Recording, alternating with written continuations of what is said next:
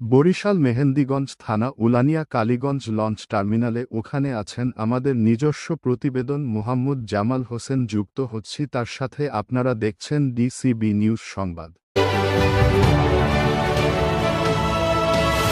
আমি এখন আছি বরিশাল জেলার মেহেন্দিগঞ্জ উপজেলার উলানিয়া ইউনিয়নের কালীগঞ্জ লঞ্চ টার্মিনালে। এই টার্মিনালটি দক্ষিণাঞ্চলের গুরুত্বপূর্ণ নৌ রুট। প্রতিদিন ঢাকা বরিশাল ভোলা রুটের শত শত যাত্রী এই ঘাট ব্যবহার করেন। কিন্তু যাত্রীদের অভিযোগ, টার্মিনালে যাত্রী ছাউনি ভাঙা, টয়লেট নেই, রাতের বেলা লাইট জ্বলে না। বর্ষাকালে কাদা পানিতে একাকার হয়ে যায় পুরো এলাকা। স্থানীয় মানুষ ডিসিবি নিউজকে বলেন, এই ঘাট দিয়ে হাজার হাজার মানুষ যাতায়াত করে, কিন্তু কোনো সুবিধা নাই। বৃষ্টি হইলে দাঁড়ানোর জায়গা নাই। আমরা দ্রুত সংস্কার চাই। উলানিয়া কালীগঞ্জ লঞ্চ টার্মিনালে চরম দুর্ভোগ, যাত্রী ছাউনি ভাঙা, টয়লেট নাই, রাতে অন্ধকার, শত শত যাত্রী প্রতিদিন ভোগান্তির শিকার।